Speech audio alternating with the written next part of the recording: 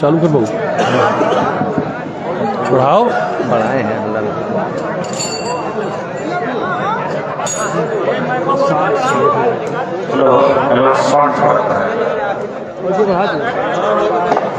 आज बढ़ाओ। इस सभा के सभापति महोदय, मंच पर आसीन जनमत पार्टी के केंद्रीय नेतागण, जिला नेतागण, गौपालिका नगरपालिका नेतागण तथा इस सभा में दूर दूर से पधारे समस्त जन समुदाय को मैं सीके राउत सबसे पहले कोटि कोटि प्रणाम और हार्दिक नमन।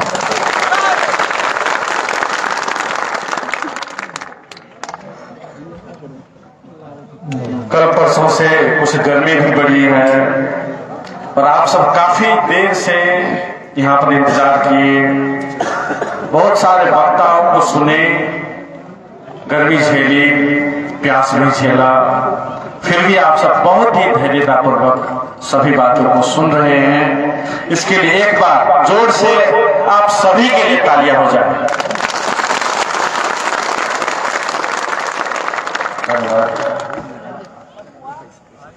वैसे बहुत सारी बातें हमारे पूर्ववक्ताओं ने बताया, यहाँ पर बहुत सारी जानकारियां भी दी, बहुत सारी बात आप सबको खुद मालूम है और मैं तो कहता हूं हम सबसे ज्यादा मालूम आप सबको है, जनता को है। लेकिन पता नहीं कुछ न कुछ हमारे अंदर है जो सब कुछ जानते हुए भी हर साल, हर निर्वाचन में, हर अवसर पर हम सब चूक जाते हैं। तो कहीं न कहीं आज हम उसी बात को आप सबके बीच से निकालने की कोशिश करेंगे कि आखिर ऐसी क्या मजबूरी है हमारे अंदर, हमारी क्या व्यवस्था है जो सब कुछ जानते हुए भी, यह सब कुछ देखते हुए भी हम सब बार बार वही गलती कर बैठते हैं, बार बार हम अपने ही पैर पर कुल्हाड़ी मार बैठते हैं। ऐसी क्या मजबूरी हम सबके अंदर है, मैं आज उसी विषय पर थोड़ा सा छूना चाहूंगा। और वह भी उस भूमि पर जो ज्ञान के लिए विश्व में प्रसिद्ध है, वो कपिल वस्तु की पावन भूमि पर, वो सभ्यता के उद्गम स्थल पर, जहां पर कपिल वस्तु दरबार आज भी मौजूद है, उसका अवशेष, ऐसे पवित्र भूमि पर, ऐसे प्राचीन सभ्यता की भूमि पर, जहां पर जब दूसरे जगह पर सभ्यता नहीं था, उस समय यहाँ की सभ्यता अति उच्च कोटि का था। आज भी आप सब जानते हैं, जब यहाँ पर दरबार का उत्खनन होता है, उसमें 3000 वर्ष पुराने गांव के अवशेष मिलते हैं। और उस समय में भी शहर था, उस शहर में नाला बना हुआ मिलता है, उस शहर में भी शौचालय बनाया हुआ मिलता है। 3000 वर्ष पहले भी जब कपिल वस्तु में एक गांव भी था, वो शहर से कम नहीं था। ऐसे प्राचीन अवस्था में भी इतना विकसित रहने वाले कपिल वस्तु कि आज यह जर्जर अवस्था क्यों हो गई है, इस पर भी हमें थोड़ा मनन करना आवश्यक हो गया। इसीलिए मैं इस बात को आज थोड़ा सा छूना चाहूंगा। और सबसे पहले जो अभी यहाँ पर जनप्रतिनिधि जीते हैं, कांग्रेस के जीते हैं, कभी कम्युनिस्ट भी जीतते हैं, ये कोई पहली बार जीता है ऐसी बात नहीं है। अगर पहली बार जीता होता, और जीता नहीं, हम सब जिताते हैं, कोई अपने आप थोड़ी जीतता है, आपने वोट किया उसके बाद जीता है। तो यहां से कोई कांग्रेस या इस देश में कांग्रेस की कोई पहली सरकार है ऐसी बात नहीं है। कांग्रेस की सरकार आज से 70 वर्ष पहले भी बन चुकी थी। 70 वर्ष पहले भी कांग्रेस को यहाँ की जनता ने जिताया था।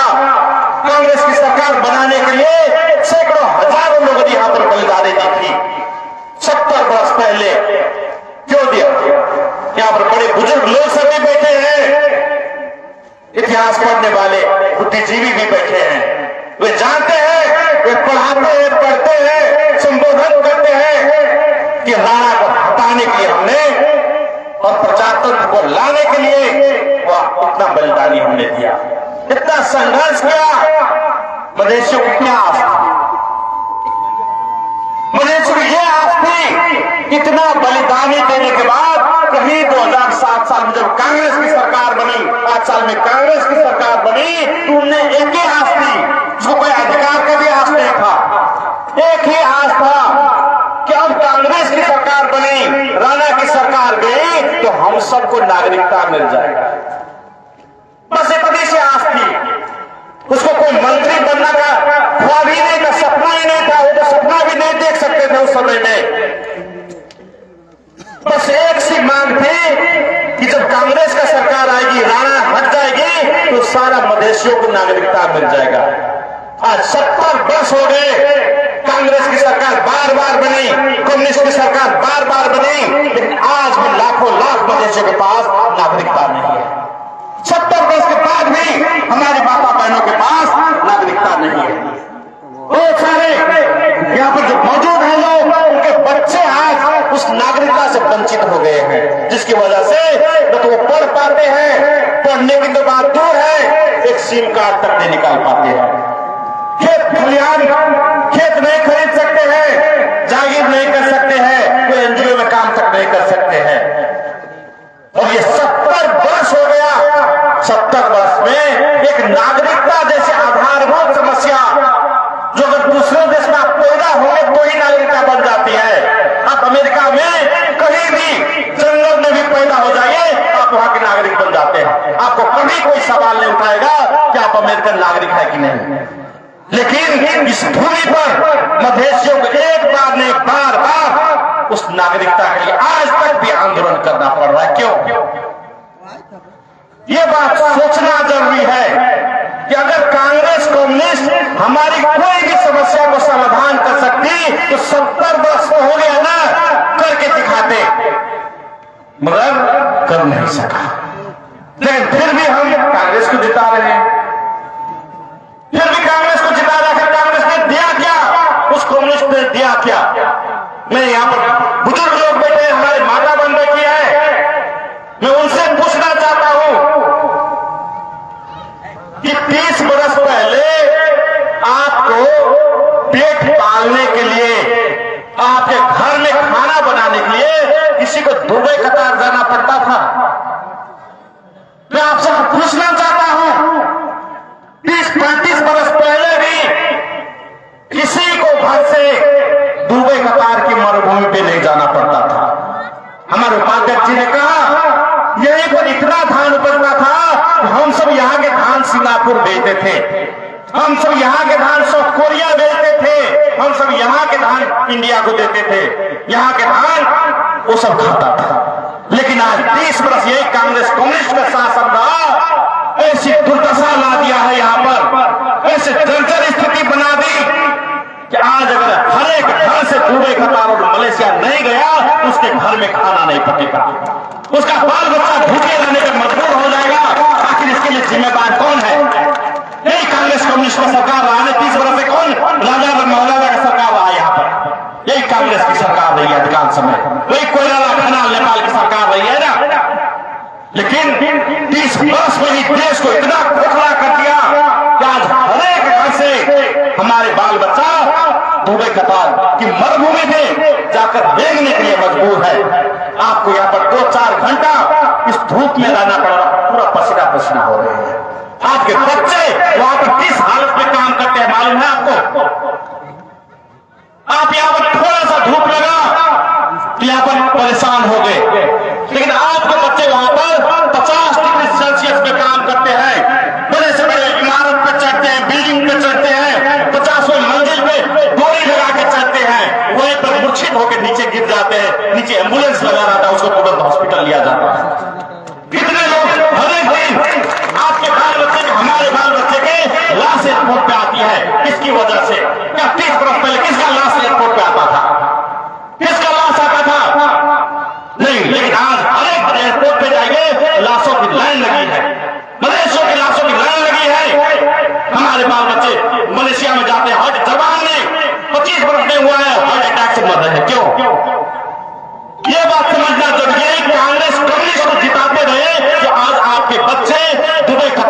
के मरने के लिए विवश है।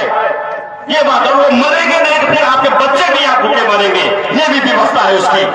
नहीं तो किसी को शौक नहीं है, शादी हुआ वो 2 दिन नहीं हुआ तो 4 दिन नहीं होता है, शादी करके दुल्हन को घर लाते हैं और अगले दिन पासपोर्ट बनाते हैं, विदेश जाने पर मजबूर है। उनके छोटे छोटे बच्चे हो जाते हैं, उनके बच्चे कहां पढ़ते कोई देखने वाला तक नहीं। पूरा जवानी उसका दूल्हे कतार में बीत रहा है। वो उनके वृद्ध माता पिता यहाँ पर सेवा के बड़े जी रहे, उनका अपने पुत्र का चेहरा तक देखने के लिए तरस रहे, सेवा की तो बात दूर। तो क्या हम सब नहीं चाहते, क्या आप नहीं चाहते कि आपके बच्चे आपके पास रहे, यहीं पर उनको रोजगारी मिले? क्या आप नहीं चाहते कि आपके घर वाला जो यहीं पर रहे? लेकिन ये कांग्रेस कम्युनिस्ट मिलकर वो अवसर हमसे छीन लिया, वो अवसर हमसे छीन लिया है। जो एक बड़ा बताते हैं सिफारिश जन्मदाता कराने के लिए 1000-2000 घूस मांगता है। सिफारिश का कहीं तो चार्ज लेता है, 5000 तो चार्ज है, लेकिन घूस मांगता है, 5000 घूस मांगता है। नागरिकता की सिफारिश लेने जाइए, घूस मांगता है, पैसा मांगता है। लेकिन नेपाल सरकार क्या कहती है कि तुम्हारा वीजा पासपोर्ट फ्री कर देते हैं, तुम विदेश जाओ। जो सरकार 5 रुपया का सिफारिश फ्री में नहीं देता है, वो हमको मजबूर करता है, तुमको वीजा पासपोर्ट हम फ्री में दे रहे हैं, तुम विदेश जाओ, वहां पे मरो और सारा पैसा कमा के नेपाल सरकार को देती रहो। ये सरकार यहाँ पर रोजगारी देने ऐसी बातें ही नहीं करती है। आखिर देश में पंचायत का भी शासन था तो बहुत सारा फैक्ट्री था, बहुत सारे चीनी मिल था, कपड़े वस्तु में बहुत सारे चीनी मिल थे, बहुत सारे फैक्ट्री थे, सीमेंट उद्योग था, बहुत सारे कल कारखाना था। किसने बंद करवाया? किसने बंद करवाया? कि वो कल कारखाना था, फैक्ट्री था, तो हमारे बाल बच्चे यही काम कर सकते थे। आज आप सभी उस पर काम कर सकते थे, किसी को भूखा नहीं रहना पड़ता, हर एक को रोजगारी मिलती। लेकिन यही कांग्रेस कम्युनिस्ट ने मिलकर इस 30 वर्ष के दौरान में सारे के सारे फैक्ट्री जो है पूरे नेपाल से खलास कर दिए। तो सारे फैक्ट्री को बंद करने वाला कौन? पहले कपड़ा भी नेपाल में बनता था, कहता है नेपाली कपड़ा, आपको याद होगा। आज कहां पर कपड़ा बनता है नेपाल में? कहां पर कपड़ा बनता है? तो कपड़ा उद्योग सारे बंद कर दिए, सीमेंट उद्योग बंद कर दिए, चीनी मिल भी बंद कर दिए। यहीं पर तो लोटा चीनी मिल चलता था ना, वो भी हर एक फैक्ट्री को बंद करने वाले, पूरे देश की लूटने वाले, अर्थतंत्र को तहस-नहस करने वाले, हमें बेरोजगार बनाने वाले, आपको बेरोजगार बनाने, आपको बाल बच्चा को विदेश भेजने के लिए मजबूर करने वाले और कोई नहीं, ये कांग्रेस कम्युनिस्ट की सरकार है तो पूरे 30 वर्ष से सत्ता को चला रहा है। और कांग्रेस कम्युनिस्ट ने मिलकर कोसी ही नहीं बेचा, गंडकी ही नहीं बेचा, महाकाली ही नहीं बेचा, आज भरकर कुछ दिन पहले इस पूरे देश को भी बेचने का काम किया है। पूरे देश को बेचने वाला और कोई नहीं, वही कांग्रेस है। और बड़े राज की बात है, पूरे संसद बैठकर देश बेचने पर तालियां बजा देगा।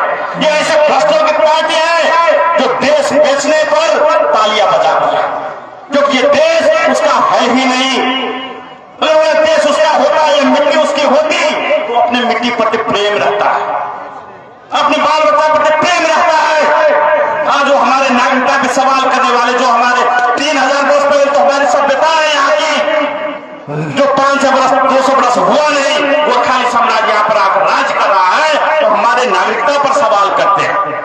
लेकिन वो यहाँ के है नहीं, उनको इस मिट्टी से प्रेम नहीं है, इसलिए वो जंगल तो बेचा, कोसी बेचा, काली भी बेचा, महाकाली भी बेची, और अब पूरा देश ही बेचने के कगार पर पहुंच गया है, क्योंकि वो उसको कोई लगाव नहीं है, इस मिट्टी से उसको कोई लगाव नहीं है, इसकी वजह से।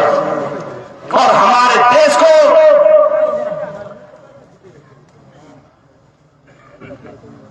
आज जो है पूरे देश में जितना भी भ्रष्टाचार का कांड हुआ है, देश को खोखला करने वाला जितना भी कांड हुआ है, चाहे वो लोडा प्रकरण के कांड से हो या अभी के बालुआटार कांड प्रकरण तक हो, हर एक प्रकरण करने वाला वही भ्रष्टाचार का कांड करने वाला वही कांग्रेस कम्युनिस्ट सब मिलकर है, जो इस देश के पूरा खजाना को खोखला बना दिया। यहाँ पर रोजगार सृजना करने की बात नहीं है, यहाँ पर फैक्ट्री सृजना करने की बात नहीं है, और सिर्फ हमारे आपके नाम पर विदेशों से भीख मांगना चाहते हैं। एक नेता थे कांग्रेसी, कल परसों बोले कि हम अमेरिका से भी भीख मांगेंगे, चीन से भी भीख मांगेंगे, भारत से भी भीख मांगेंगे। वो भीख अपने नाम पे नहीं मांग रहा, वो हमारे और आपके नाम पे मांग रहा है। वो पैसा हमारे और आपके सर पर लिखा है, और कल वो पैसा नहीं दे पाएंगे तो हम सबसे चुकाता है। आपके बाल बच्चा जो विदेश में कमा के आते हैं उससे चुकाता है, क्योंकि आपके बाल बच्चा जो विदेश से आते हैं तो क्या खरीदते हैं? सबसे पहले मोटरसाइकिल खरीदते हैं। जिस मोटरसाइकिल का दाम ये बॉर्डर के पार में 50,000 नहीं है, यहाँ पर आपको खरीदना पड़ेगा महाराजगंज में, तो उसका दाम है 1.5 लाख 2 लाख। यानी कि 50,000 का मोटरसाइकिल आपको 2 लाख में खरीदवाता है। इसका मतलब क्या है कि नेपाल सरकार 1.5 लाख रुपया आपसे से छीन रहा है, आपके हाथ से छीन लिया, आपको पता भी चलने नहीं देता है। इस तरह से वो सब हमको लूट रहा है। आज आप किसी भी गौपालिका में चले जाइए, 60-70 करोड़ का बजट है, इसी महाराजगंज का बजट भी उतना है, लेकिन क्या करता है वो बजट में पूरा का पूरा भ्रष्टाचार हो रहा है, पूरा लूट रहा है। तो हम आपसे पूछता भी नहीं है कि कहां पर खर्च करना है, कहां क्या करना है, वृद्ध भत्ता बढ़ाना है कि शिक्षा में खर्च करना है, कि अस्पताल बनाना है, कि सड़क नाला ठीक करना है, ये हम सबसे नहीं पूछता है। उसको जिस चीज में कमीशन आएगा मेयर को वही चीज करेगा, वही करेगा। उसको आपकी चाहत से, आपकी क्या आवश्यकता है, उससे उसको कोई लेना देना नहीं। जो जहां पर भ्रष्टाचार करने को मिलेगा, जहां पर पैसा खाने को मिलेगा, वही काम करता है। कभी कभी तो वृद्ध भत्ता खा जाते हैं, एकल महिला भत्ता खा जाते हैं, 6 महीना तक पैसे ही नहीं देते हैं। छात्रवृत्ति जो आते हैं युवा के लिए, वो पूरे का पूरे पता नहीं चलता, उतने में खा जाता है। खेलकूद के नाम पे युवाओं का पैसा तो उतने में खा जाता है। कुपोषण भत्ता आता है बच्चों के लिए, बच्चा किसको कुपोषण भत्ता दिया गया इस नगर पालिका में? ऊपर नहीं, कुपोषण वाला भत्ता भी वही मेयर उठने में खा जाता है। ऐसे पूरा करोड़ों का करोड़ भ्रष्टाचार करता है, लेकिन उन पर कोई कार्रवाई नहीं होगी, क्योंकि वो उसका पूरा का पूरा ऊपर से नीचा जो दमे है, उसका पार्टी पूरा भ्रष्ट है। वो कांग्रेस कम्युनिस्ट नाम का पार्टी है, ऊपर से नीचा तक भ्रष्टाचार में डूबा हुआ है। उसका करेगा कौन? उसका प्रधानमंत्री भ्रष्ट है, उसका सारा मंत्री भ्रष्ट है, उसका मेयर भ्रष्ट है, उसका उपाध्यक्ष भ्रष्ट है, तो अनुसंधान करेगा कौन? ये बात। इसीलिए हम एक ही बार बार अनुरोध करना चाहते हैं कि कम से कम उनको भी 70 वर्ष से देख लिए, 70 वर्ष देखे, वो कुछ नहीं कर सकता है। वो कांग्रेस कम्युनिस्ट आपके लिए न तो रोजगारी दे सकता है, न आपके खाना की व्यवस्था कर सकता है, न तो आपकी सुरक्षा दे सकता है, कोई भी कुछ नहीं कर सकता है। तो बार बार हम उसको जिता क्यों रहे? जब कुछ नहीं कर सकता, इसका मतलब क्या है? वो म्याद जड़ चुका हुआ दवा है। और मैं साधारण भाषा में कहना चाहता हूं यहाँ पर, ताकि सभी को समझ आ सके और गांव घर में भी आप समझा सके कि अगर एक दवा आप 5 वर्ष 7 वर्ष खाते हैं और उसका कोई असर नहीं होता है, तो वही दवा आप 10 वर्ष खाएंगे? नहीं खाएंगे। जब 5 वर्ष 10 वर्ष एक दवा खा के देख ले, उससे देह में कोई सुधार नहीं आ रहा है, देह में कोई असर नहीं हो रहा है, 5-7 वर्ष की बात तो छोड़िए, आप 5 दिन डॉक्टर की दवा खाते हैं, अगर असर नहीं करता तो जाके डॉक्टर के मुंह पे पटक देते हैं। तो यहाँ पर आप 70 वर्ष से एक ही दवा खा रहे हैं, कांग्रेस कम्युनिस्ट के नाम को वोट दे रहे हैं, और देख रहे उससे कोई असर मधेश में नहीं हो रहा है, मधेश का सुधार नहीं हो रहा है, आपका सुधार नहीं हो रहा है, उल्टा हानि कर रहा है। तो दवा क्यों खा रहे हैं? वो क्यों खा रहे भाई? दवा होगा यहाँ पे, ये दवा का पत्ता है। अब मान लीजिए इसको 10 दिन खा लिए, 10 महीना खा लिए और असर नहीं कर रहा है, उल्टा खराब असर कर रहा है, ये दवा खाएंगे आप? नहीं खाएंगे। उसके बाद अगर ये दवा खाने का मतलब जान को खतरा है, तो यही बात समझना है कि कांग्रेस कम्युनिस्ट जो है उसको बार बार देख लिए, 70 वर्ष खा के देख लिए,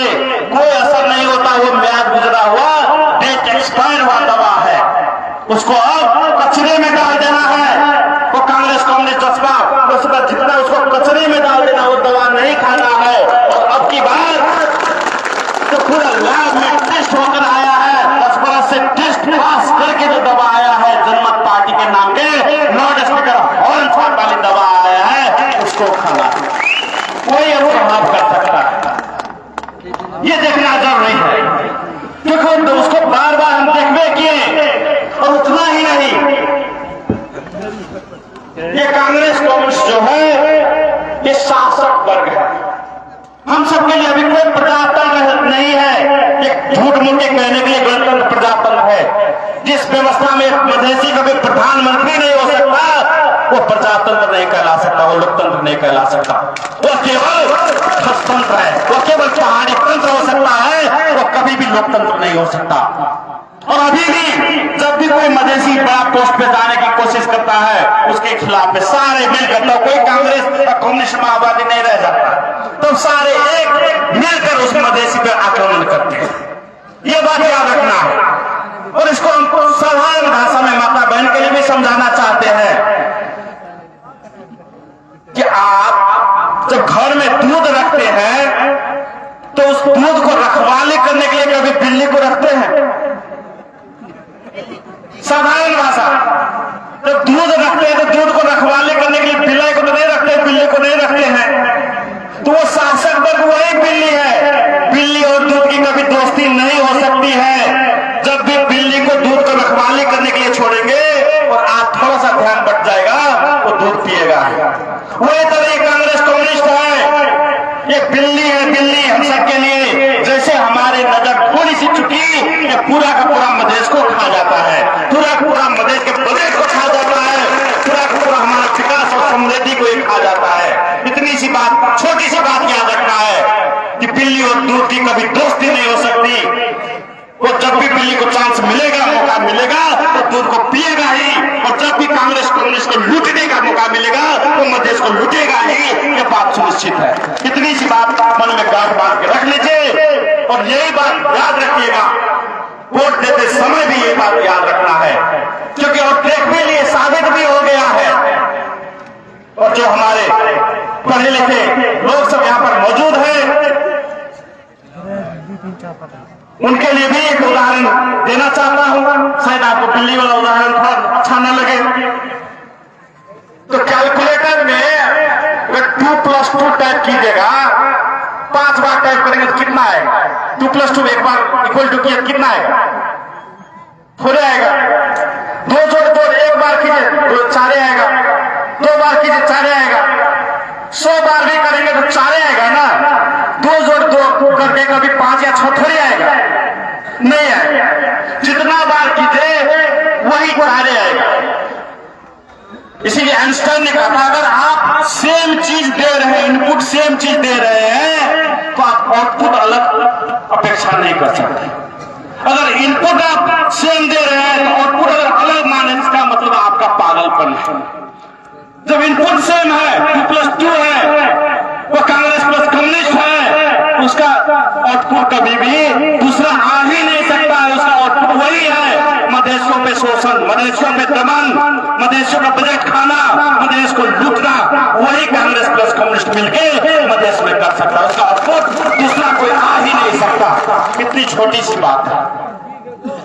और ये भ्रम में आप सब मत रहिएगा कि भाई चलो कांग्रेस कम्युनिस्ट तो गया, ये फोरम वाला सब है ना, ये जसपा लसपा है ना, ये कोई अलग पार्टी नहीं है।